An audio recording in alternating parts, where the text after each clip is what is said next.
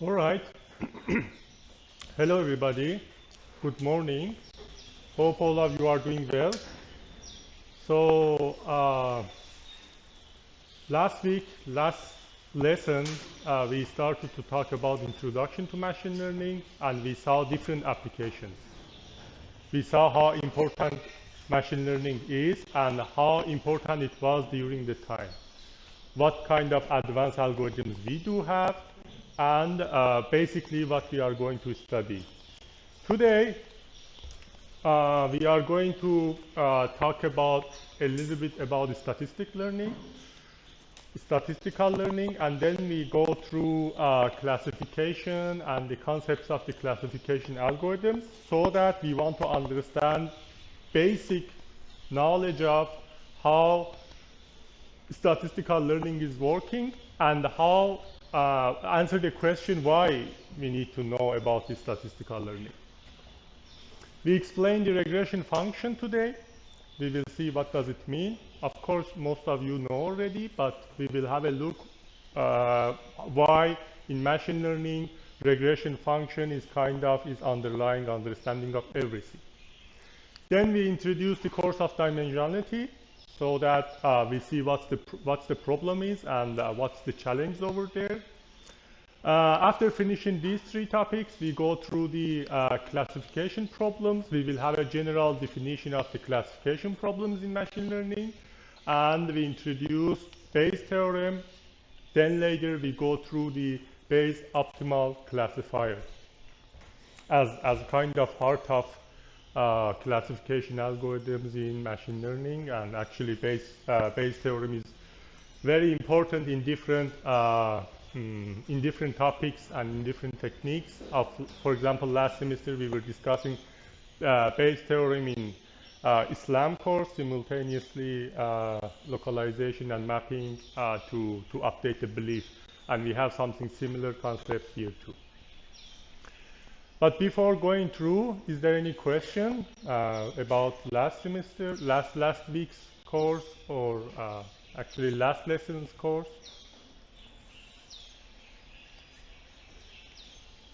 Okay. Let's answer what is the first of all statistical learning. We say it is a branch of statistics and machine learning that focuses on developing and analyzing methods to make predictions and decisions.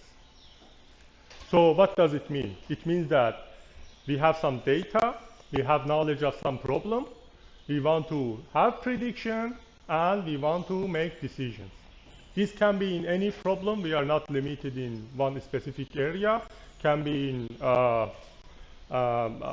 trade market prediction, can be in email spam detection, can be in robotics decision making, can be in image processing, and anywhere. So in statistical learning, the goal is to build mathematical model that identify the patterns in the data and use the patterns to make decisions and make predictions again. And it is theory of the statistical inference mostly that goes back to the mathematics mostly. So in statistical learning, we also have two main branches. One is supervised learning, and another is the unsupervised learning. Last week, we explained basically what they are and how they are working. So today, mostly, we are going to focus on the supervised learning. It means that in supervised learning, we have the labeled data, so that we have some experience, some data from the problem that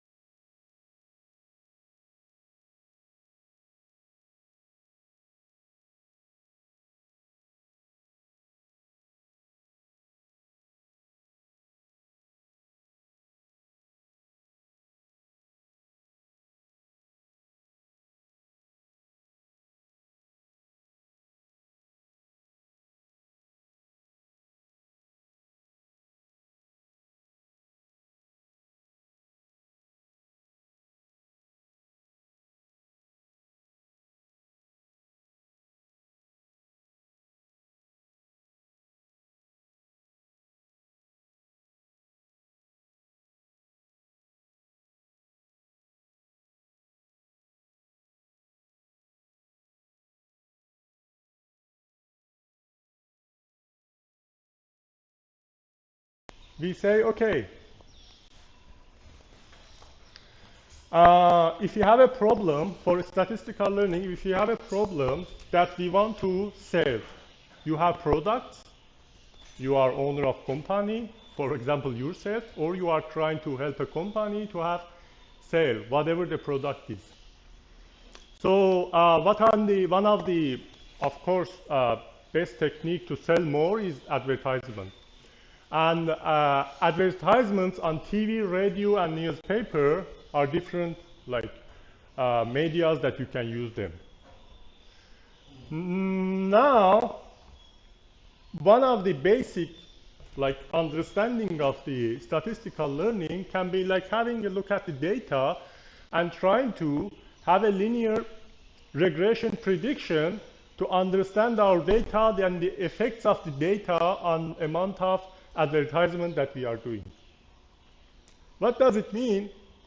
If you look at this data over here, these are amount of advertisement on the newspaper, and this is amount of sale. It means that how much more we are advertising on newspaper and how much sale we have. So these are samples of data based on the advertisement and sale, for example, in a specific week or a specific month. So that with having data, if we have a linear regression prediction, so that we will see how we can do that. We have a prediction like something like this. I think that's the best thing that we can have because the data is too sparse and not too much meaningful. And it shows that, okay, basically we have a slope and shows that how much more we are advertising on newspaper, our sale is increasing. On the other hand, if we do the advertisement on radio, so we have some data samples, and you can see that here is a little bit more meaningful and more effect than the newspaper, and based on the data, we can have linear prediction, and based on that linear prediction, not only we see that, okay, the more advertisement on radio increases the sale, but also if new data comes, we can also predict the output, that we will discuss it a lot more. What does it mean? It means that I can say, okay, if I advertise like amount of 80 on newspaper, how much my sale is increasing, but about like if I advertise instead like with some specific amount on radio, how much I will sell. If this prediction line can help us to predict those data. And we have third example as TV. As you can see that TV slope is sharper for prediction, and the amount of advertised that we've had based on the samples data, we can have linear prediction and understand, okay, how much my sale will increase if I advertise on TV. Of course, nowadays we have social media. We can have lots of plots for different social medias and evaluate the effects of those. And in future lessons, we will understand also that interpreting and understanding each one of these plots solely is not meaningful all the time. Sometimes you have combination of those to increase your sale, not only one. And it's like considering combination of these to increase the sale. The kind of combination that you have also boosts the amount of sale that you have. Not only independently, these can be discussed. We will see these later on in future lessons. So in machine learning, whole idea, what we are going to do, we are going to work with this line over here. The most advanced algorithm that in deep learning we have. Of course, the model will be very complex data, but basically we want to work with this line over here. Have a prediction line, regression line, that based on new input can say us what is the output. Here we have one dimension, but we will have too many dimensions. The input will be picture, The input will be frame of the stream of video, input, output, input, output. All the idea, all the things mostly is based on this line over here. If you understand it, then we will see different techniques, and we will see how they can work. So we can write a simple function for that. Say it is almost equal to the function newspaper, radio, and TV. So the amount of advertisement on newspaper, radio, TV is affecting on the sale that we can have write a function for that one. So let's start with some notations. As we said, the goal is prediction the sale in this example, if you want to notate it. And always keep this in your mind in all machine learning, statistical learning, and many related research. We have the y as output. Wherever you see the y, we mean the output. And wherever we have the x, we have input. So the input variables here can be the amount of advertisement on different medias in this specific example, and we show them as x's. So each one of the x's are input, or we can call it as features. So you have a problem. Based on that problem that you have some features or x's that are important for your problem that can affect the prediction of the output. So what we need to do, we need to understand, and we need to take out these x's based on the problem that we have. In amount of sale, the advertisement in different medias are x's that we have. In robot control, the parameters that you have can be x's that we have. In trade market prediction, in weather prediction, you can think. In weather prediction, for example, temperature, humidity, the amount of the wind that we have, and these are all the parameters that can be as input. So we need to determine the features over there. You may think, okay, I know a little bit of deep learning. If you use deep learning, we don't need those. But we discussed last week that it is still crucial. The most advanced companies, the most advanced techniques still are using feature extraction and feature detection. Also, we have automatic algorithms. If you have time, we will discuss that you give the problem and it gives you back the features that you have. The whole duty of algorithm is not solving problem. Whole duty of algorithm, you give the problem, it says which one of the features are important for you and how much they are important. So as machine learning algorithm developer, you should be able also to do that.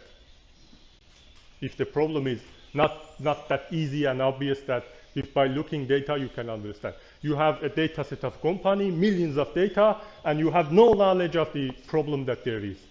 So if you want to understand the problem, you need to study 1 year yourself. So that's almost impossible. Because of that, as machine learning developer, you cannot also learn all of the problems. Because of that, we can have automatic techniques for feature selection, feature detection. And also some techniques, you determine the features. It says how much the importance of each feature is. Like one step you give, but the importance will be determined by the technique. So usually we have the input as vector, not just one feature. We usually have vector of input that we show it as x in form of vectors. For example, here 3 features. So we can say, based on what we discussed, we can write a model like this. Output y is equal to f of x added by some epsilon error. So what is the y? Again, y is the output we discussed.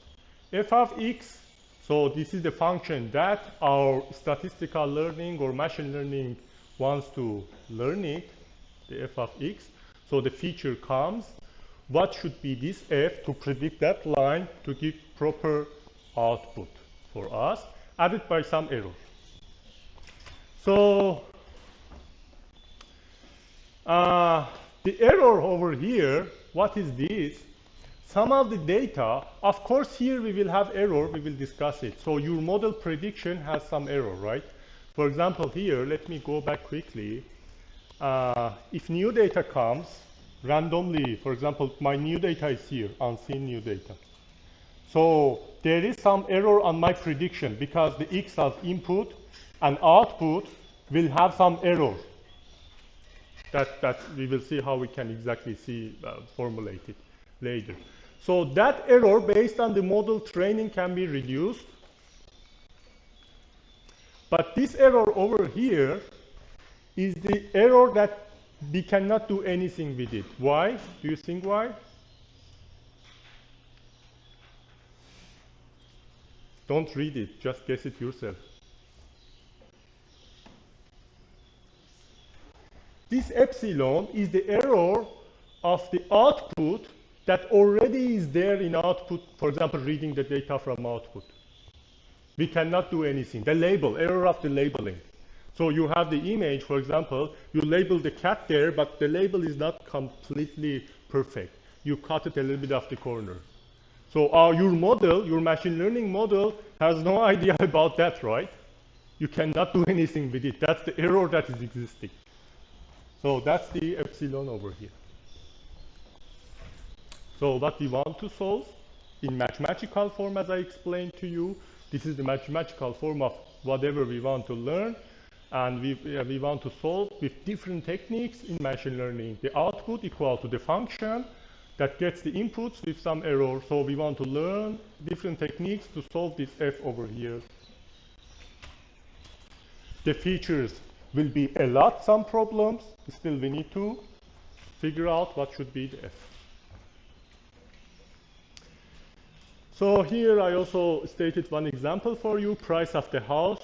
For example, if it's not recorded accurately, it's like approximation, because there is no specific price for any home, right? Somebody says like, I'm agency, like I say this price, agency 2 says another price.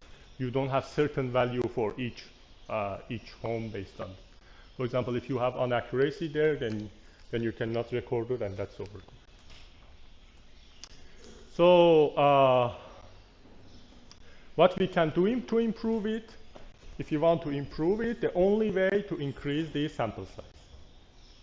We need to have much more sample size, sample of the problem, much more data of the problem, so that hoping that error decreases. We cannot do almost anything else. There are some other tricks too, but this is the most important one.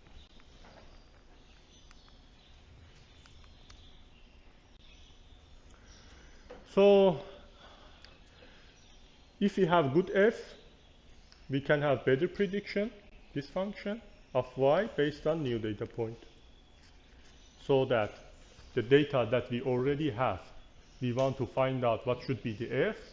For new data that is coming, my output is more accurate. Like I'm buying and selling the stuff, I train a model, and if then I want to ask question, if I buy this amount, is it good or bad? Then this f says me it is good or not. If I want to buy a home, I say like the size of home in this city, in this location, in this district is the size is this, and what should be the price? It gives me much more accurate prediction. So that in this regard, we need to determine the features that are important, as I explained, and they are affecting on the output. For example, we have the years of education that influences on the income, and on the other hand, like marital status usually has no effect or a little effect. So for this, we will have plot that in next slide we will see how much like the education level can influence the income. Of course, this is not for all the cases, but there are very nice studies based on that. You can also see the latest ones on the internet if you check it out. Now the question is there any optimal f of x? What do you think?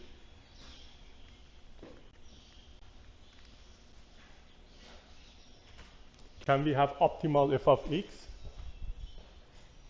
Tony says yes. Do we have? Hugo says no. You should talk yes or no.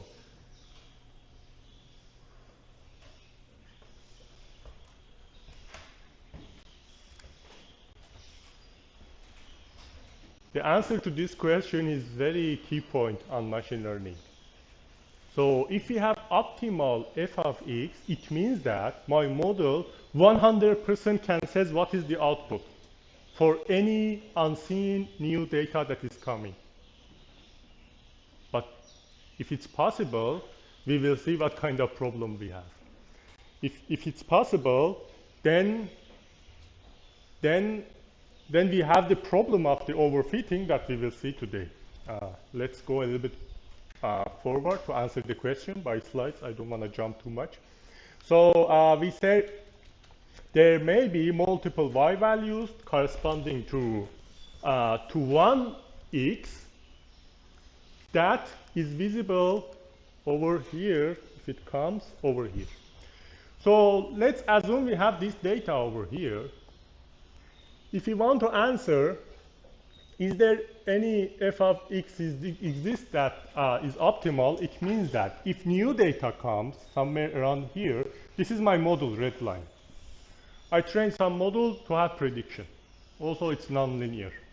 We will talk about it later. We will see how this can happen. So we have the data, the x, and the y. And this data I predicted by red line. It means that, so for example, if I want to predict for 60, I just need to draw a line here, then in the red line, go back and read the y. That's input. For 180, I need to draw a line wherever I get to the red, my curve, then I come back and I read the output. So this is how prediction is working. You give a value as input, then plot and come back and read the output. That's all. But now, if new data that is coming, for example, if you look at this line over here, for only this line, I have too many different data. That these too many data, all the prediction for those, or maybe 10 points over here that I have on this line, will be the same value of, for example, 1,000. So that the answering, do we have the function fx that is accurate, is no. Can you draw a line somehow that you can give me 100% accurate prediction? Do you think, can you?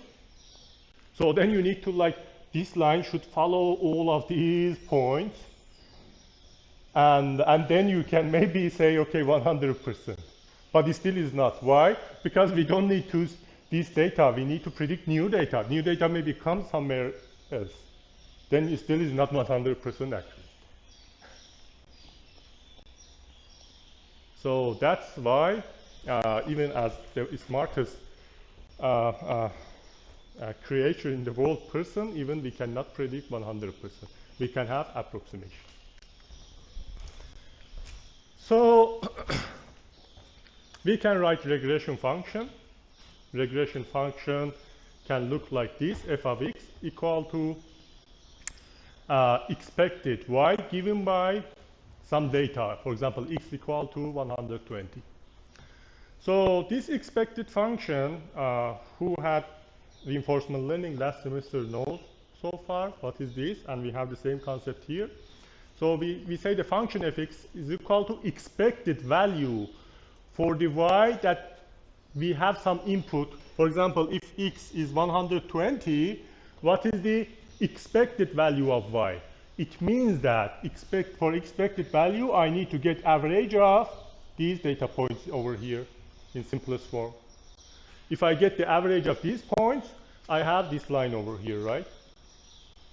So all the points on this line for amount of 120, if I get the average, becomes this red line. This can be shown as expected value, and we say expected value or average of the y given x is equal to 120. And if I can do and run this for all the data, like sliding from beginning to the end, and get the expected value. This can be a technique of a regression function to have my model. Is it clear? We are going to use this expected value a lot. Just keep this in your mind. Don't forget it. When I say expected value of y output given by input, you should quickly understand what is happening, because later we are going to use it a lot.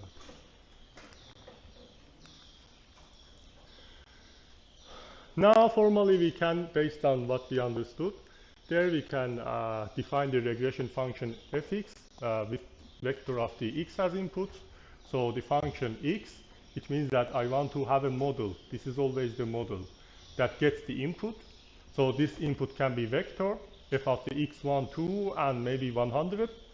That is equal to expected y given by the x1 equal to x1. Like this data, this feature is equal to one specific value. The second feature is related to specific value, and if we have 100 features, each one of the features is related to a specific value that they can have different range, right? Different range for each one of these. Then I get the average, then I get the function fx as regression prediction for my model. Just brief recap in reinforcement learning, what we were doing as expected thing, we were doing the same idea with getting average of prediction model. Instead, we were using in agent experience. So here, what we need to do now in regression function, we need to minimize the mean square prediction error for all points, for all features that we have. What does it mean? It means that we want to solve this problem over here. So the function fx is equal to expected the differences of the y and g of the x to the power of 2 given by x equal to x. It means that the true, the y is the output, the true value, the differences of true value with the prediction that I have. So this is like new prediction, this is old prediction. The prediction of the model that I have, the differences with the prediction and real label value gives me some value. Because we want to get rid of the negative part, we have the power to the 2 based on the given by the data that I have. Then I want to solve this problem.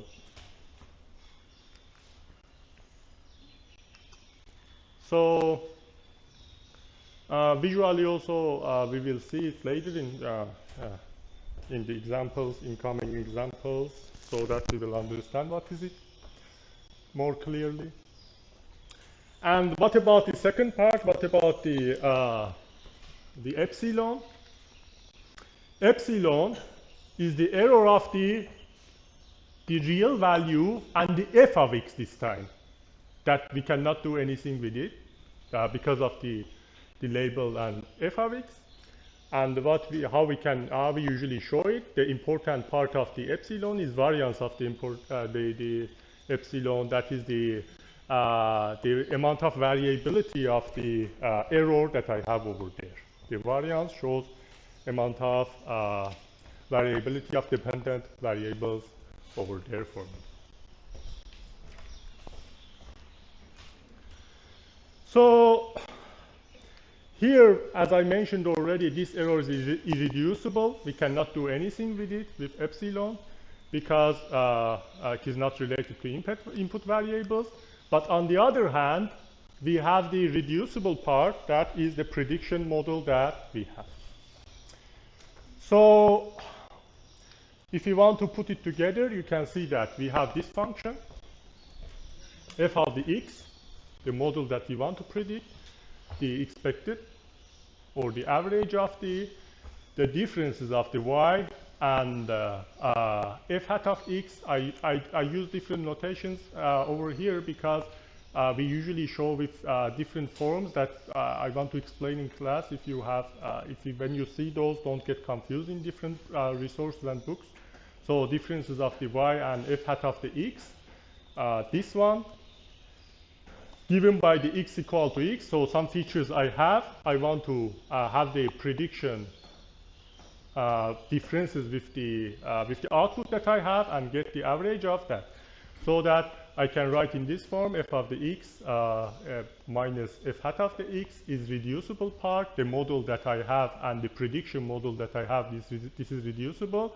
And the second part, irreducible part, that is variance of the error that we have. So this is true function and this is the prediction. Another note that whenever you see hat, wherever on the variable you see hat, it means that it is prediction. The prediction of the model that I have. Always. In other courses too. When you see f of hat related to learning this stuff, consider it as prediction. So for reducible part, as I explained, simply you can reduce the error. How? By adjusting the model that I have. For example, if it's like this, the error is too big, because of these differences will be big. But if I can adjust it to the data, then error will be reduced. So we already answered, but the question, important question is that is the error here completely reducible? We say, of course, no, because we need some error actually over there. Now, let's see how we can estimate f. Most of the time, we don't have enough data for estimation of the f. For example, here. So we said that we can get expectation or the average, right? But for this line over here, we don't have any data. What we want to average here. Then what will be the prediction over there? What do you think? For example, for x132, the expected y, that feature is like x equal to x. Here x is equal to 132. We don't have any data to get average on regression model. So this is well-known problem if you don't have enough data, and there are a pretty nice solution for this. Do you have any idea? Anything comes to your mind how to solve it?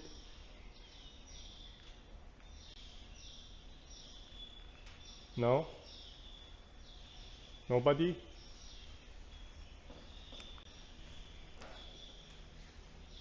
So we say if we relax the definition, how we can deal with this problem.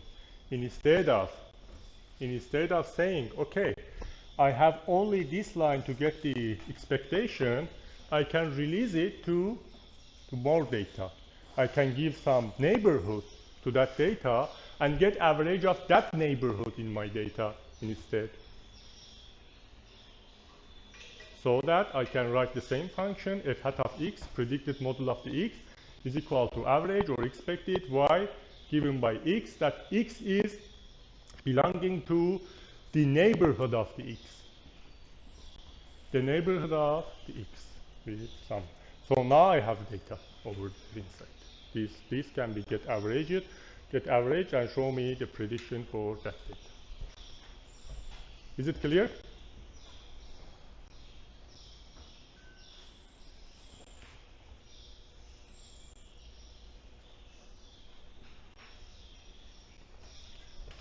Okay. Now, we still have some problems there.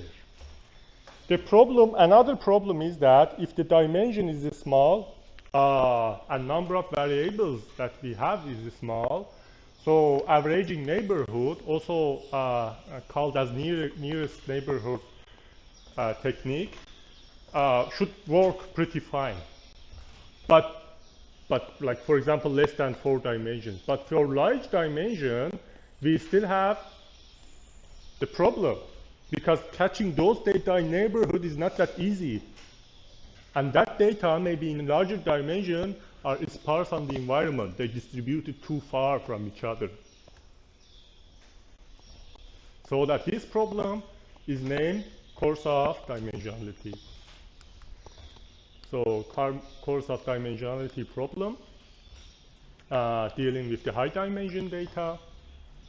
You have lots of dimension means that you have lots of features. You have lots of x's. You don't have only 2, 3 x's. You have 50 x's for a problem. Is it big? No. For many problems, you have 50 x's easily. So, for example, in image processing, for deep learning, how many x's you have? Each pixel. Row times column. Thousands of features you have there, right? So then we have the course of dimensionality if we want to solve it, for example, for with more mathematical techniques. So as I mentioned, the data can be increasingly sparse, and the distance between two of them can be very big, so that the analyzing and the modeling data becomes harder. In this vein, we should say we want to have low variance with having reasonable number of neighborhoods, so that for large dimension to have low variance, we have to engage more data. That if we don't have, then that's the problem. And if we engage, for example, like then you don't have when the neighborhood that you have, if it's like in 3D, then you need to make it bigger. And if you make it bigger, you have to engage more data, and suddenly you see, okay, you engage them 10% of data to averaging and prediction of 1 point over there. That is not very reasonable and good over there, but the problem is existing and you have to deal with it. For example, here, in this plot that you can see, these lines, 2 lines over here, are for one-dimensional data. If you consider we have one-dimensional data, the line that for neighborhood we are increasing is small. It's like the weight of the lines or the distances between this dimension. We increase a little bit and give more dimension to catch more data. For example, 10% of data in this example. But if we want to add second dimension as x2, then you see the circle is too big. We need to make bigger circle to catch the data. And if we increase it to 3 dimension, then you need to make it bigger too. And this shows that the problem is existing, and there are some evaluation in a statistical learning book. You can have a look. This plot comes from there, that the fraction of the value over here you see, and for different dimensions. For a small dimension, p equal to 1, the radius is small. You can see for p1, the radius is somewhere around here for catching, for example, 10% of data. But increasing the dimension to 2, the radius to catch the data is increasing. 3, 5, and 10 increase too much. So this is based on some sample data that shows the importance of the course of dimensionality. So we need to be aware of the fundamentals so far. Any question up to there?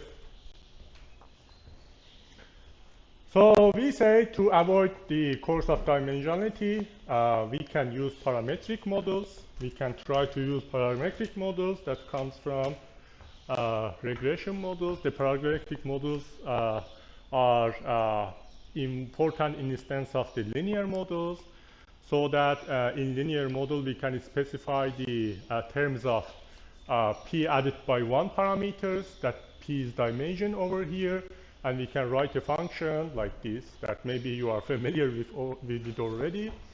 And this is like kind of base of the neural network and deep learning techniques there too for training the model. So we have the f of the x, the function that gets the x's as input to do the prediction. We can say so we have a term beta 0 as bias, and some linear model beta 1 x1 added by n parameters per x that I have as linear model. So what is the bias to to remind you. So you have the data. What this term over here is doing, very simply, since it is linear model, you can consider like you have a line. I draw somewhere like randomly here. So with the bias, you can adjust where it should be. You increase the bias value, then this line goes up and down. And with these parameters, you can adjust the slope, how it should be. You can like increase the bias, then it goes upper, and increase the slope, it goes like this. With these parameters, we can play with that line to find out where it should be simply. Very simple problem. But this is linear because we don't have quadratic model. We can have quadratic model too. It means that instead of having only line, we can have curve. The same bias, again, adjust where it should be, and the parameters can adjust the curve over there. Very sweet understanding of everything, actually, the underlying. So what is happening in deep learning, machine learning, we are also having this curve in much more dimension to understand this. And we have lots of biases there and lots of parameters to adjust. A little bit in different form, we will see later. Any question? Is it clear?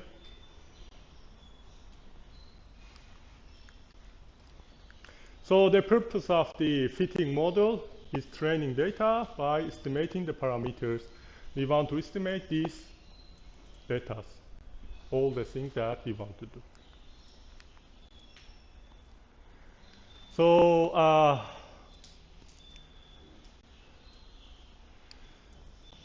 we say there is a simple rule, whatever data is, that's funny, but whatever data is, if you have linear model, you can have some prediction, right? How complex it is, you can draw a line that almost you can say the trend is increasing, decreasing, whatever it is, right? But you have lots of error, but still you can say it is increasing, decreasing, whatever. That's funny, you cannot use in practice, but it still works. You can have prediction. You can write a model that predicts the most complex problem. That's it, with simple equation of linear problem. But of course, we don't want to do that. We want to see, first of all, how we will see different parameters, how we can evaluate, how we can say how this line is good, how much this line is good, how much is this line is good. We will see, discuss it, then how to improve it.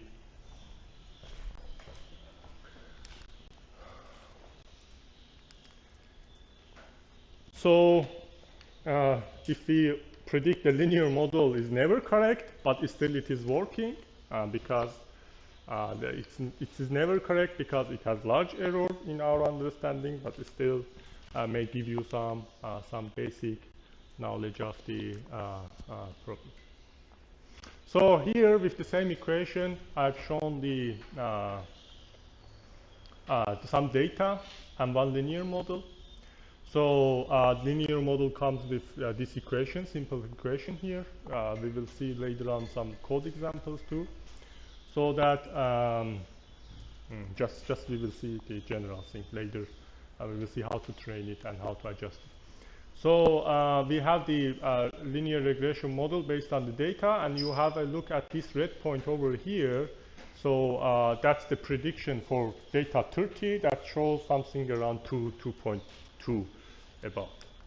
But do we have better model? Of course, we can have better model with adding quadratic model, which means that we add one more parameter to the power of 2. So when we add more power here to the values that I have, then I can add one curve to problem, and I can have better prediction. Can we make it more complex? Of course we can. We can add the beta 3 x to the power of the 3, and make my model more complex in order to achieve and converge with more complex models. Here you can see that, so the data distribution was like a little bit curved, and this line over here can give me better prediction in comparison to this dotted line that we've seen in previous slide. And for prediction of this red point over here, I have more accurate prediction. But still there is error, but this is presenting better the data. For example, specifically in this part. In this part, the green one works better than the dotted one. So now let's have a look at a little bit of the more complex problem. We have the income, the money that you're earning based on your education level and seniority, how much experience you have, added by some error. We have some data here, and we have an almost random plot that has lots of error.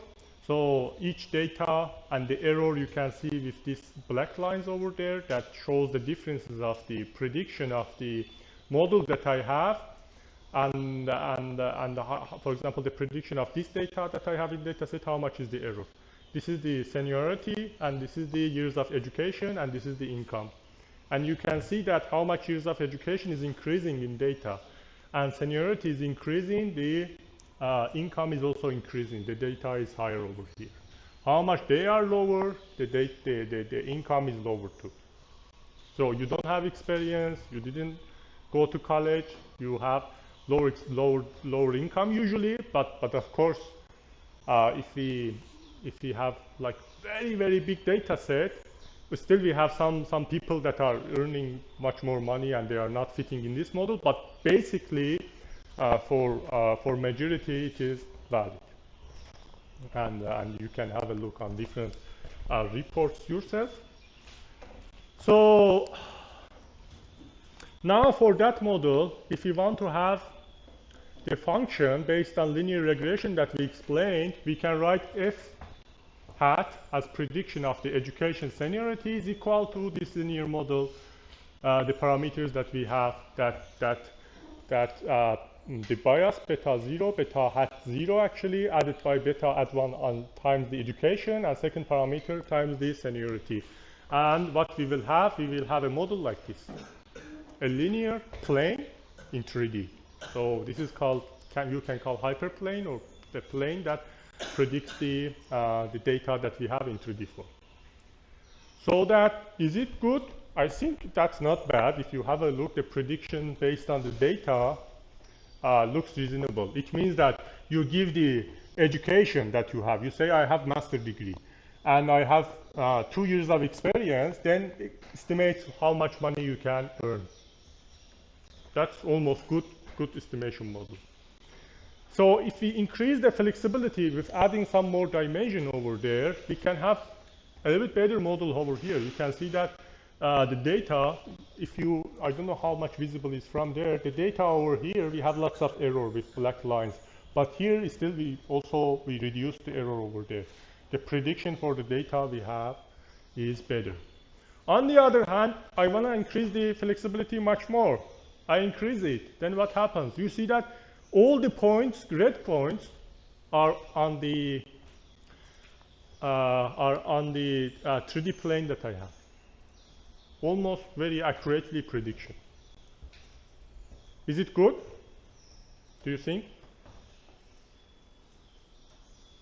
Yes or no? Just one answer so far. So the question is simple. We have a prediction model that as you can see, predicts the red points very nice. But the question is it good, this model?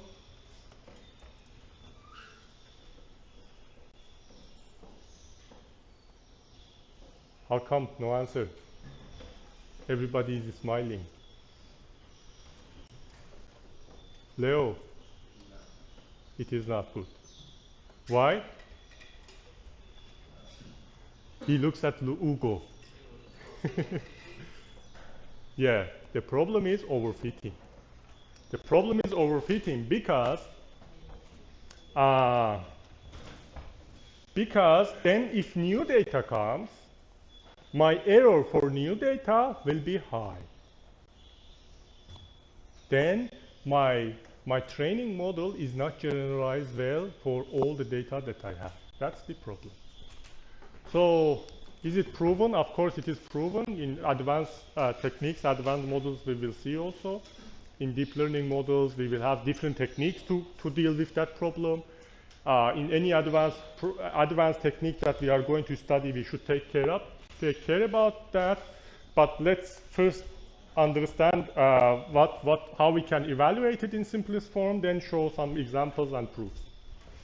So the first simplest metric that I'm pretty sure all of you know already is the mean square error, MSE. We will have many metrics in this class. We will study together. For example, what's the F1 score and different scores. But for now, let's start with mean square error over here. The mean square error is very simple. We say, okay, we should have two kinds of error for my model that I have. One error of training, one error for test data. Also, we will study different techniques that if you have a data set, you cannot train all of it in your model. You should split it to some parts and train your model based on the data that you have. And for unseen part, or we call it as test data, then test your model yourself. Because if you use all the data that you have for training model, how you want to test it? So you keep some data, then test it later. This is the basic and the most fundamental part that we need to do. So because of that, we should split the training evaluation into two parts. Test the training set error and test the test set error. So mean square error of the train can be by simply get the average of the, so 1 over n, sum of the differences between prediction and the label that I have true value. The yi is true value. What is the correct prediction that I know already? I have the label, which means that in the data set that I have, for home price, I know already the price for each one of the items. So this is the true value subtracted by what my prediction model says to me. Then the difference is I get the average, then I have the MSE of the error, mean square error of the error. And n here is the number of the trained data set that I have, the size of the data set, simply for getting the average. So how visually it looks like exactly this. Each one of the vertical lines that you can see from data points to the prediction model that I have some distances, right? I'm getting these distances per each one and getting the average. How much these are more sparse or my model is like wrong, then these lines will be more far from the prediction, then the value will be increased, and my error here will be the average error will increase. For example, if I remove this line and bring it here, all the prediction lines will be like this, right? Then this error will increase. So I want to find somehow adjust it to minimize all of these distances. For the test also, I do the same, exactly same error, the same equation, just based on test data and the size of the test data that I have. So now we have a couple of examples, again from the statistical learning book. So these are the data. There, just only look at the data, the points that we have. Then the black curve shows the true model. What is exactly the best answer that we can have? So how we can know this? In some examples codes I will show you. So this is like the curve that we know. So the data that we have. Then we have three different models over here. So that first one, this is this orange one, the linear regression model that I have. And now you know how it's working. Simple equation of regression, and this line, the orange. So without discussing the rest, let's have a look at the right side, the flexibility model based on the MSE, mean square error. This one, this orange one, is representing this model. So first one for the test, and second one for the train. The error is high for both, for test, for train. For test is higher because we didn't adjust it for test data that we didn't show to the model. But for train is a little bit lower, but it still is very bad, terrible almost, for the prediction here, based on the MSE, mean square error. Second model that we have is the blue one. or green one. Let me see. Yeah, blue one. The blue one is this one that is very close to black one. The blue one, I don't know how much is visible, but almost similar to black one is here. If in the right side, you can see the error for the test and error for the train. For the train, error is almost not bad, good. But for the test is again worse, but they are almost close. On the other hand, for the green one, you can see the green one is more flexible, and this more flexible curve is almost trying to fit all data, trying to cover all data and follow them. And because of that, the error for train is too low. At the first glance, if you don't have a test data, you see, okay, this model is better than the orange and blue because the error is lower. But actually it is not. Because when we are testing on our test data, you see that error is worse. This is very important, critical point in your training, whatever you're training. Supervised, unsupervised, what complex algorithm it is. You must understand this completely. So flexibility of model, if it's very high, for trained data, the error, you improve the model, but for your test data, it is getting worse. And I've seen many students, we have techniques for splitting test data. They just cut the test data 20% randomly from somewhere. And they decrease it a lot, and they test it, and test is also working good. They think, oh, this is a good model. Or, on the other hand, on the test data, whatever they do for train is working, for test is terrible. So they don't do sampling good from train and test. They just split kind of randomly, and because of this problem, they cannot solve the problem. Like 1 month, 2 months, they're working, or whatever I'm writing is not working on this data set. So that should also, you should be careful. I just mentioned it here before I forget, but later also when we are discussing about the technique of the sampling, we will discuss it. So what is the good model that we train? Good model here we can determine by this horizontal line that is somewhere around here. How we can say? If we change the flexibility of model and each one of these lines can be different models, then you can see that flexibility of model up to some point decreases both the train and test data set, but after some time they start to diverge and they start to get worse. So that's the time that we need to pick our model, training model complexity. Now you can think, okay, can I write some code to automatically do that? Yes, you can. So you can have model when train and test and evaluate train and test data. When they're getting worse, stop it. You may say why we are not doing that in advanced techniques, for example, reinforcement learning, for example, deep learning, for example, different techniques. Why we are not doing that? Because they are time consuming and we are human and we are trying to guess the parameters, the complexity of model ourselves to find it. We are doing that ourselves with adjusting the hyperparameters. We can do that automatically too with some training models like jumping to find, or binary search or different search techniques with adjusting parameters. Because there are too many, we are experts, we know already, based on knowledge, we can find it out. Another example here, so some other data, all the same. You can see that orange is, the linear model works also good here. The blue one a little bit better, but the green one, that is happening, we can call it overfit. It is overfitting, and test data gets the error for test data is too high. And third example, you can see that the linear, the orange line, error is high. For blue is good. For green is still is okay, but a little bit worse. So that we are trying to have this line and pick our model complexity from here. We are discussing in concept of simple linear regression, but this is valid for all machine learning and statistical learning. So that's why we start with statistical learning to simply understand what is happening. If I explain this in complex models, you don't understand, very hard to get the point. But here, very visible and understandable. Any question? Okay.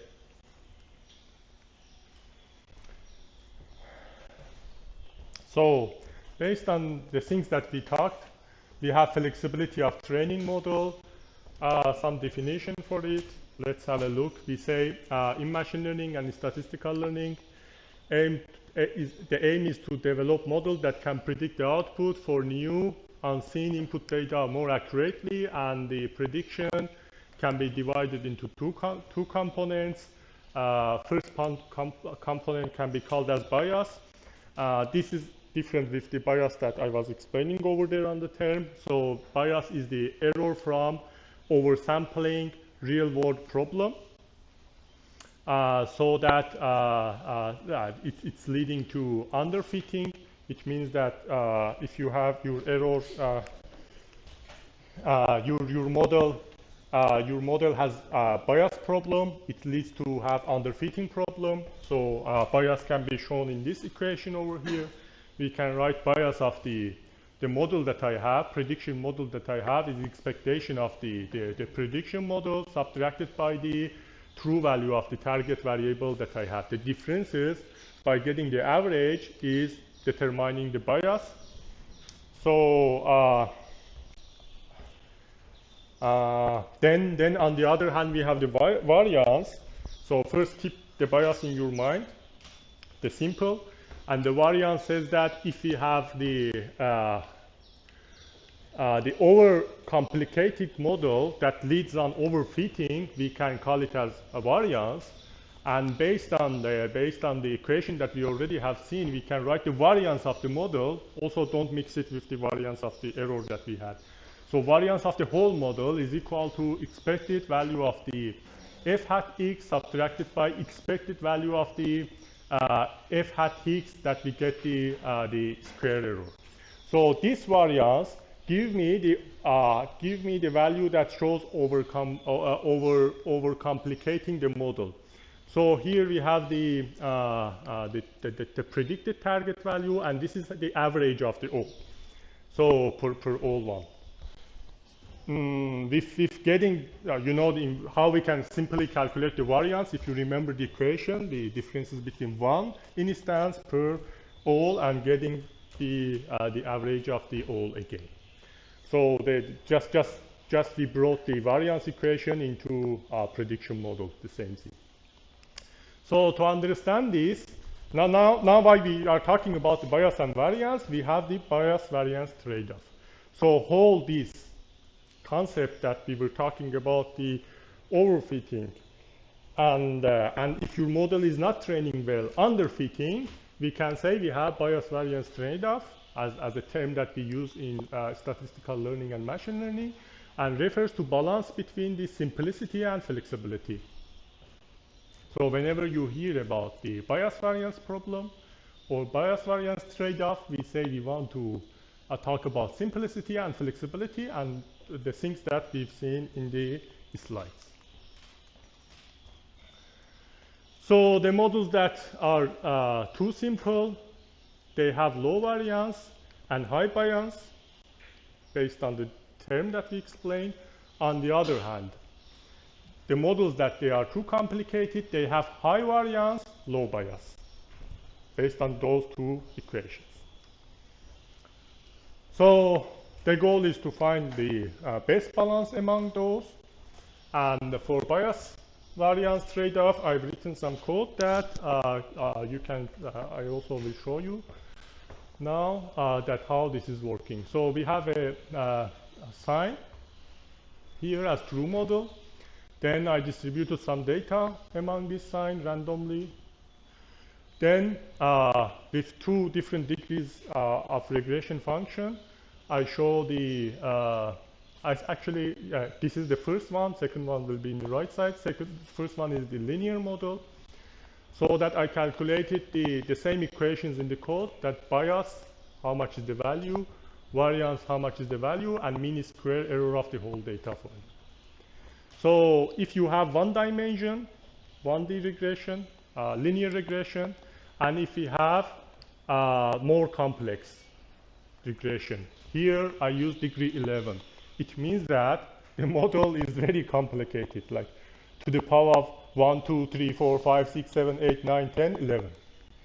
The equation that I showed you at the beginning, I put it more, and you can see the equation here too. Also, I printed the value. Y is equal to, you see the bias of the itself, not this bias.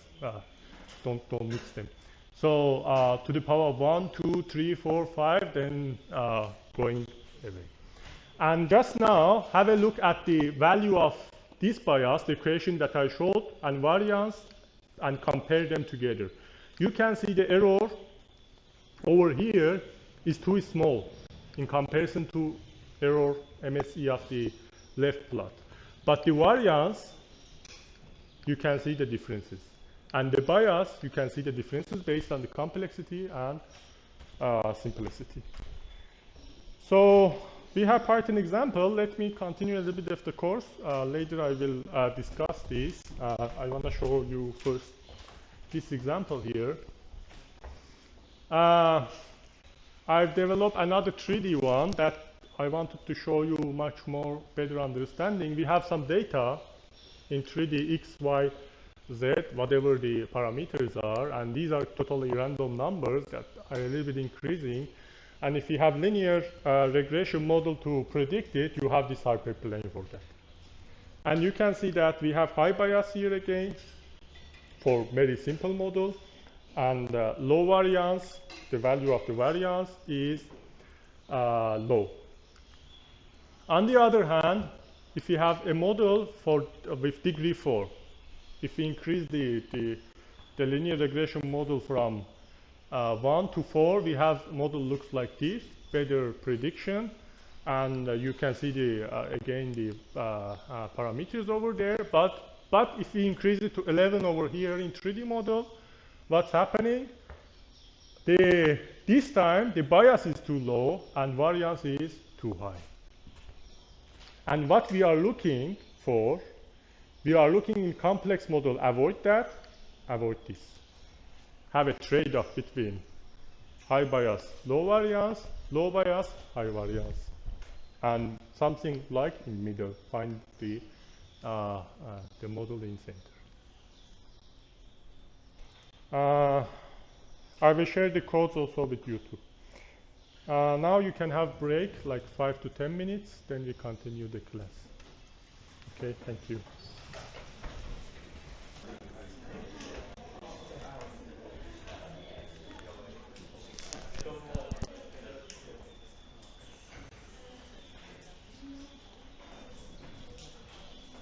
Okay, everybody, come back to course.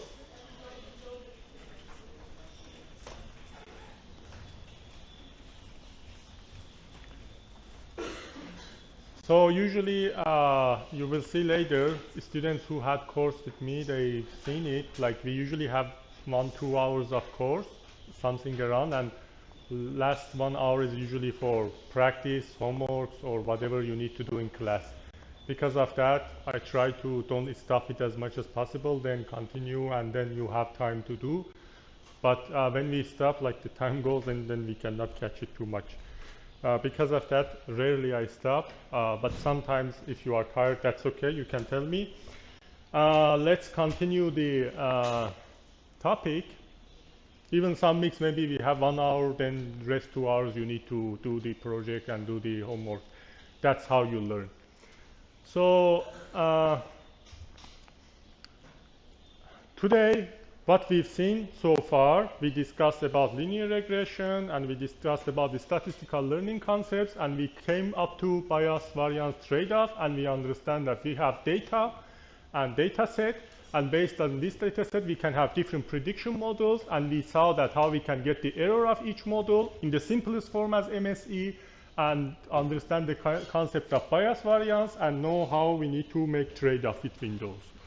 So that, for example, in this slide, you've seen like this model is good because we have here low variance, low bias, high variance, so that it can lead us to have overfit, And here it can lead us for underfit, because you see that the error is too high with the prediction based on the low and high variance. So this concept cannot easily get with the mean square error, because you write some function to minimize the mean square error. Then your model trains, ends up here.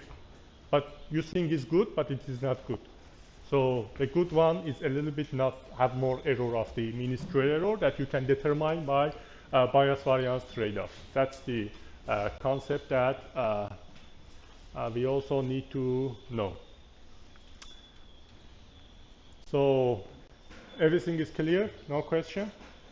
So we have the formulation, we have the code example I will give you, and you will, when you want to, up to next week, you will study about it.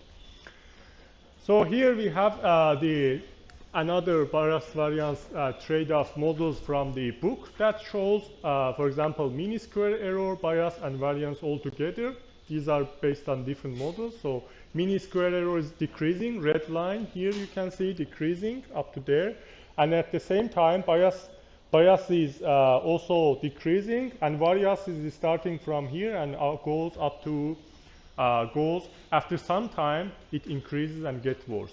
So this line, this horizontal line, is the line and that shows where the convergence is happening for mean square error, and this vertical line shows the flexibility of model that we need to pick somewhere around here. In the second one is more visible. You can see the mean square error, and you can see that here the variance is increasing and the bias is almost the same. Where we want to look here, that they are starting to divergence. And in the third plot you can see that like there are different models. The variance is increasing and the bias is decreasing somewhere in here, and the error is somewhere like the mean square error is somewhere here and gets worse. At the beginning gets low. This line is the line that is the best model for our problem, so that they are as close as possible to each other, here too, by considering the error too, because also we want to minimize the error. These three together can give us the understanding of which kind of model we need to choose to our machine learning or statistical learning or whatever the problem is. Before understanding this, I'm asking you which model you choose. You have some knowledge. You say, okay, I use deep learning neural network and converge my model, and I train and converge it. But you now see that we also need to have bias variance trade-off in our model. So now let's open new topic. So I think today will gonna a little bit take long if we can't be started, but anyway. First we want to talk about a little bit classification problem. Then we want to introduce one of the most important algorithms in here that is like kind of part of many things. We will discuss it. In classification problem, we want to predict the class or category of the given data. So you have some data. Based on that data, you can categorize it. For example, there is like different classes of animals. A new animal is coming. Based on the features that animal has, you want to classify, this is lion, or this is cat family, this is bird family, and based on the classes that you define, you want to put them into classes. This is whole scenario and in the whole problem. So what we want to do, we want to learn a mapping function input from input of the features to class labels. It means that in image processing application, let's say, so we have very advanced algorithms like YOLO if you have here now. So what is doing, we are looking in monocular camera to the view, and you are detecting different objects, and each one of the objects goes to one of the classes. Says this is laptop, this is table, this is person, whatever it is. So that's also classification problem there, right? So just one recap, if you are familiar with the algorithm YOLO, not only solves classification problem, but also solves localization problem where the object is. So solves two together. But one of the best algorithms so far for image processing and object detection, one of the fastest one. And it has version 1 to 5, 6. I'm not sure we can cover those algorithms in machine learning, but yeah, if you are interested in, you can study the papers. I know most of you know it already. So, so we have classification problem. That in classification problem, we want to classify what is this, what is that. Here, the sample that I explained to you, it can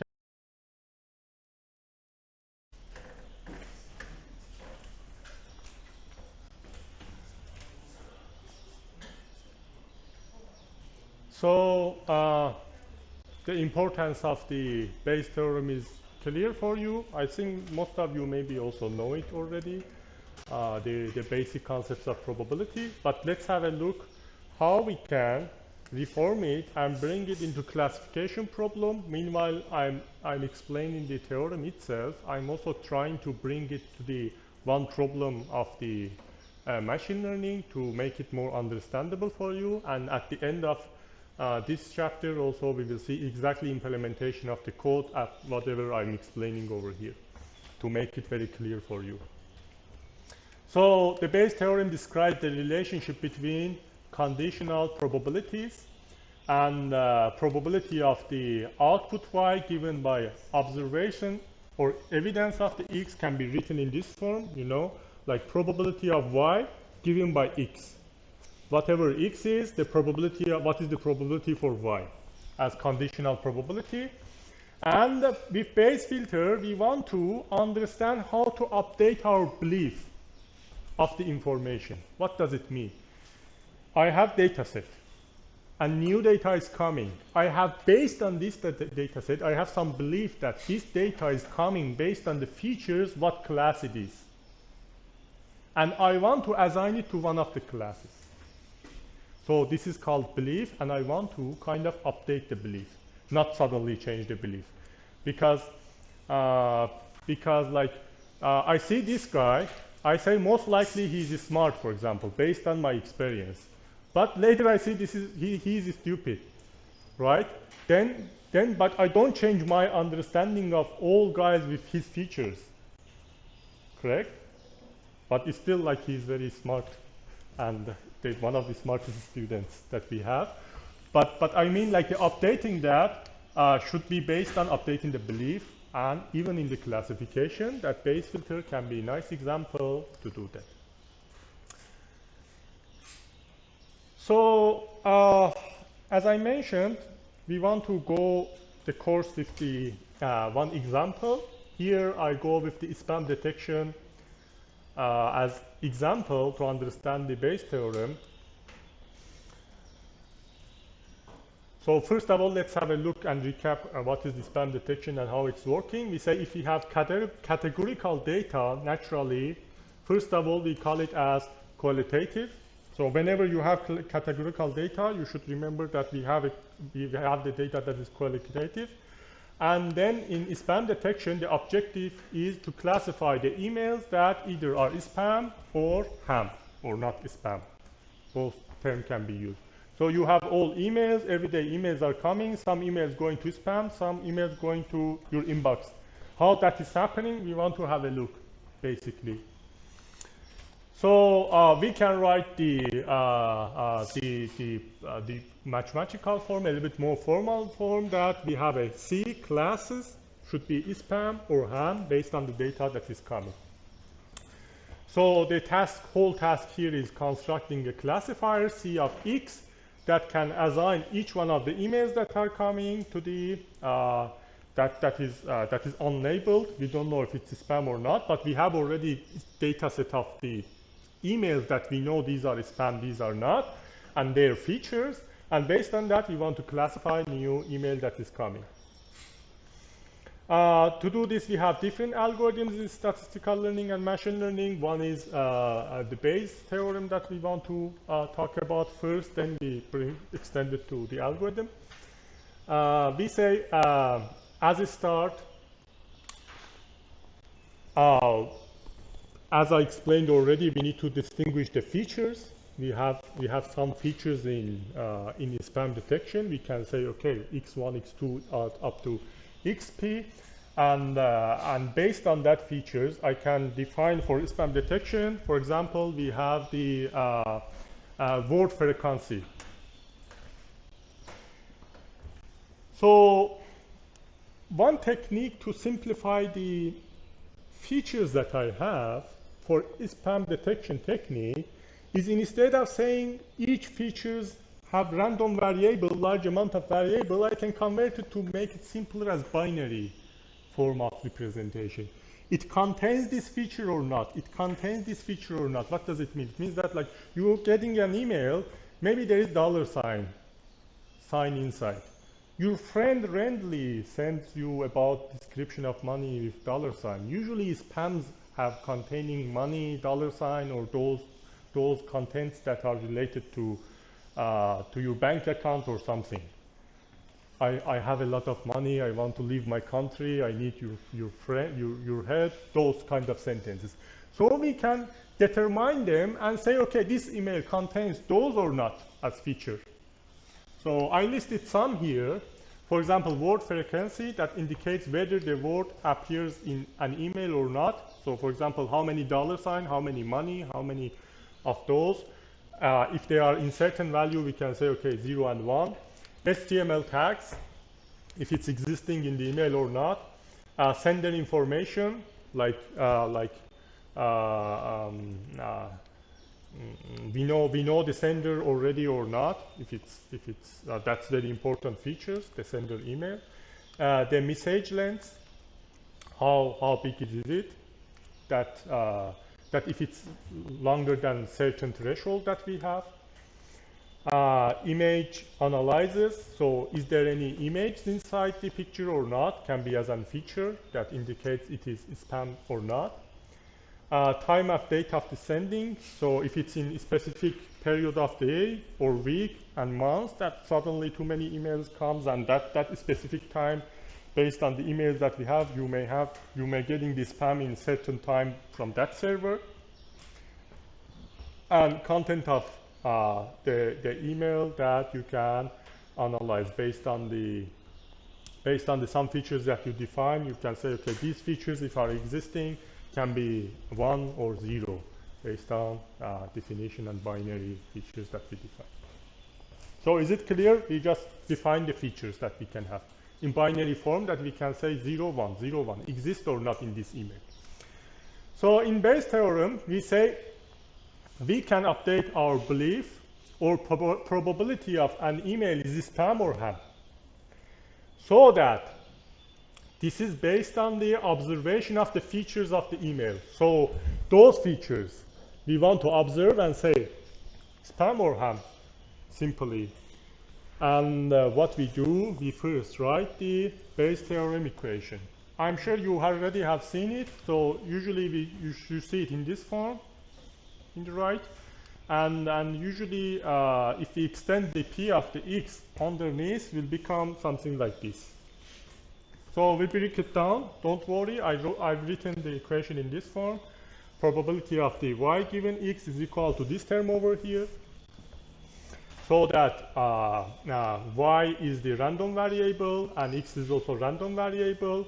So y is the output that is here.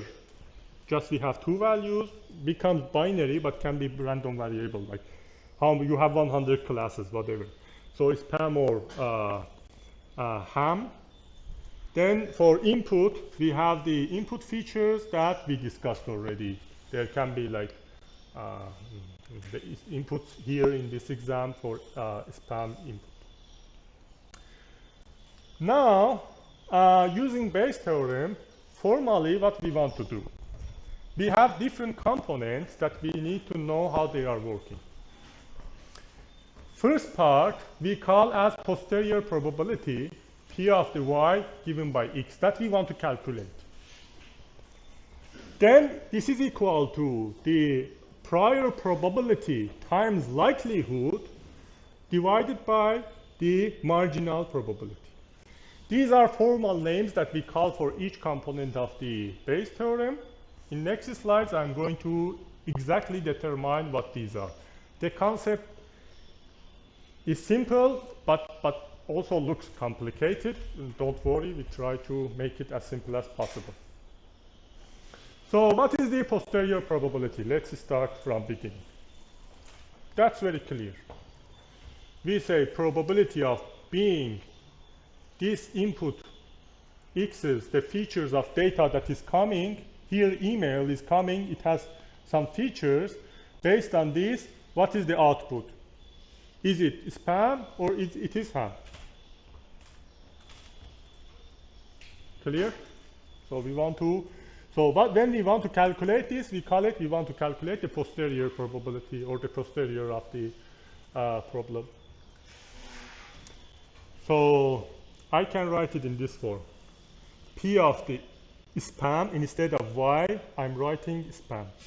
Probability of spam given by x equal to some binary values, equal to some value, for example 0.2. So 20%, this shows that probability of the being spam based on this input is 20%. And what are these 0 ones? The definition that I had there. It has HTML, it has this feature, that feature. I just list 0 and 1 and input, and based on that, I want to say if it's like spam. So in probability, of course, we have the hypothesis true and hypothesis false. Hypothesis, for example, if you call it as true here, or it can be interchangeably, hypothesis as spam, here hypothesis as ham. It means that the output of the class label is ham for the same data is 0.8 or 80%. So posterior probability can be written in this form. This value we want to calculate over there based on Bayes theorem. Clear so far? So we didn't explain almost anything. We have input and we want to find the class label. Okay? Now, at the same time, I'm also showing the code to make sure that you understand. So we just use the NumPy library. Some x's I defined here. X equal to one array that contains different emails with the input features. These are like, I defined 4 features here as 0, 1. So this is email 1, 0, 1, 1, 0. This is like the dollar sign existing, the text is long or whatever, the features that I have. First email, second email, third email, fourth email, and etc. Different emails. And based on that x, I told you we have labels. And those labels can be determined as y. Y is output. First email, I say is 1. For example, is it spam or not spam? I don't remember what I defined here. Later will be, here. 1 for spam, 0 for non-spam or ham. So this one indicates this spam, 0, second one, 0, third one, and etc. So of course this is random, not too much meaningful, but anyway to representing what's happened. And here I define small x, that is new email is coming with these features 0, 1, 0, 1. And I want to say what is the probability of this email that comes, and I don't have label, what is the probability of being spam or ham based on the data set that I have. I think it cannot be simpler than this, right? Any question? Okay. Now new email is coming. Da-da-da-dan. And we want to say if it's spam or ham. So now, as I explained to you, we should work based on the belief. And based on this new spam, this new email is coming, it has some features. I have some belief based on my data set, right? And based on that data set, I want to classify it and also kind of update my belief to have a better model if I'm training, if after training just test it. So that we need to update our belief, and we want to use also Bayes theorem over here. Let's consider visually, apart from the code, visually we have also this data set, so that we have 6 spams and 24 hams good emails. I want to also show the calculations and the math behind, so that is more clear. So we follow two streams, the code and follow this visual presentation. Now let's have a look at the equation and how we can calculate it. First part is prior probability, P of the y. What is the P of the y? P of the y is the initial belief that we have from data set, or a probability of the class labels y that I already have before observing new email that is coming. Based on, everything is based on what I have already so far. So it is prior knowledge or assumption.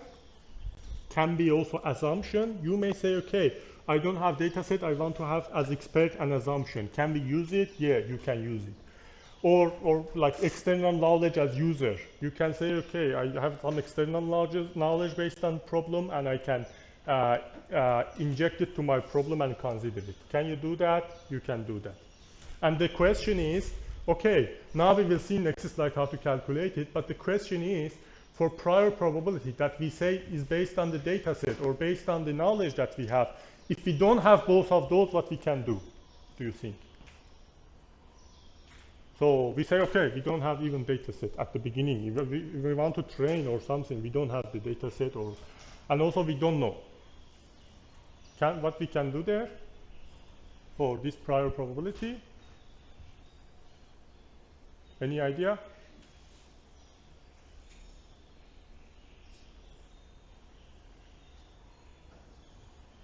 Go back to Islam course. What?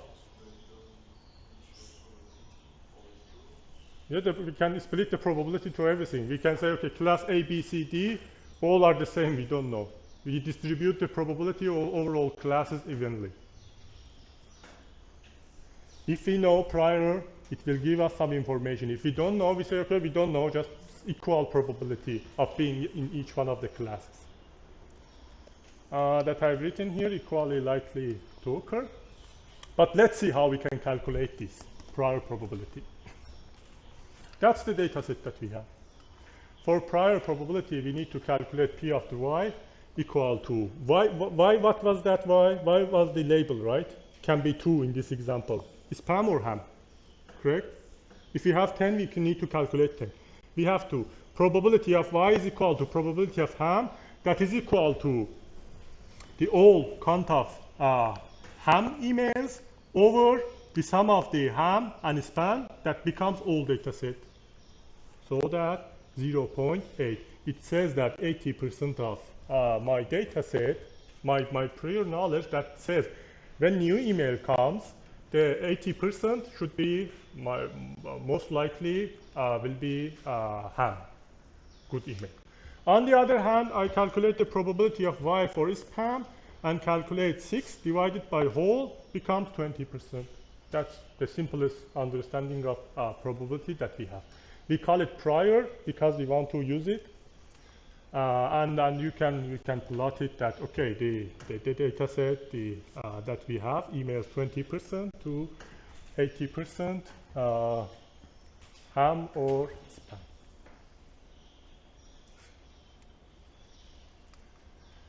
So now how we can write the code?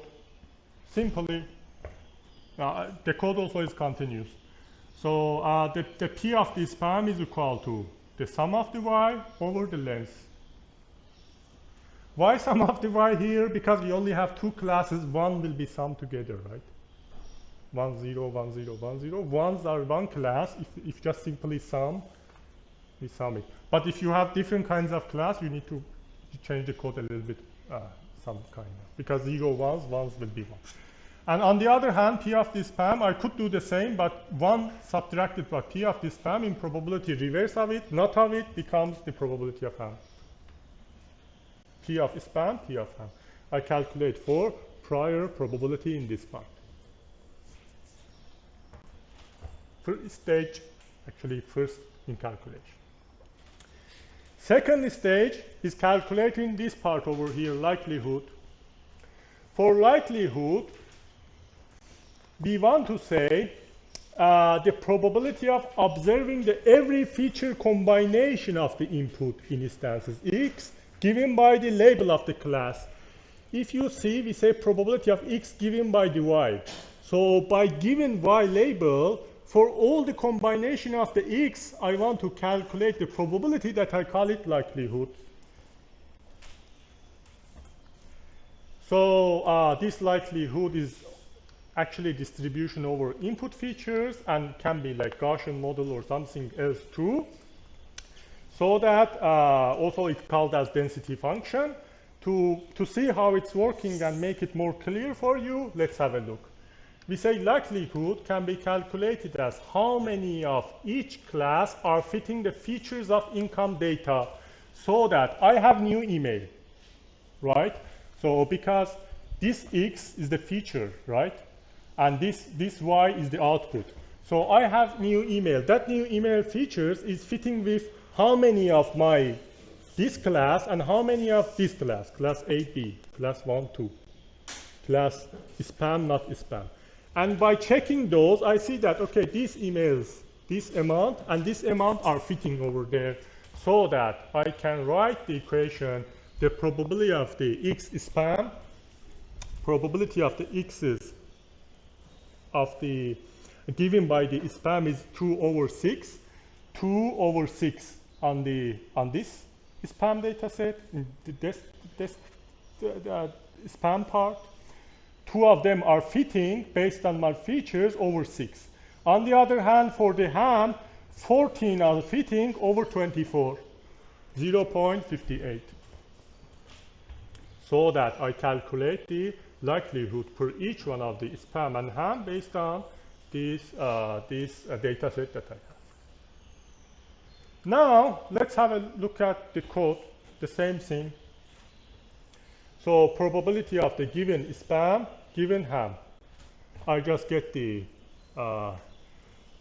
calculation over here that first I'm getting which one of the x's are equal to 1. This is like a little bit of knowledge of the programming. You just need to play with it to understand. X's that y is equal to 1. X's that y equal to 0. I put it here. Then I compute the likelihood by this term over here. Just the difference is I'm adding 1 point. Here, I calculated based on I called it as feature, but feature can be different, right? You can have feature 1, feature 2, feature 3, feature 4. I need to calculate it for each independent feature and multiply them together so that I have the likelihood of the x spam, likelihood of the x ham. So why, for example, multiplication? Because in Bayes assumption, we say the variables are independent so that we can multiply simply. If you want to sum them, then problems becomes more complex and we need to consider more. Because of that, the naive Bayes assumption says just multiply. So very simple. We write the prod or multiplication of those data together that we calculated. That here we got the mean. Here for each one of them we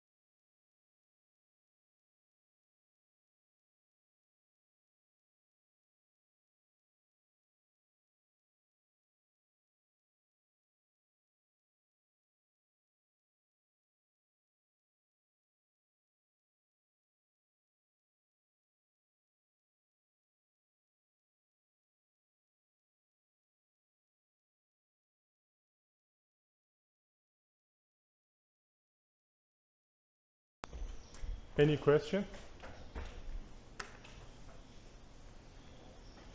Don't worry if you feel like a little bit some parts hard, because we have the equation, explanation, and the code all together. You just need to dedicate time. Give your time for yourself, just have a look, study, rewrite the code, try to change it, and try to have a look at the book. And if you have questions, come to me, ask, and make sure that you're learning. At the beginning, maybe it takes more energy to learn, then later everything becomes easy in the course. No question? Okay, thank you very much. See you next week.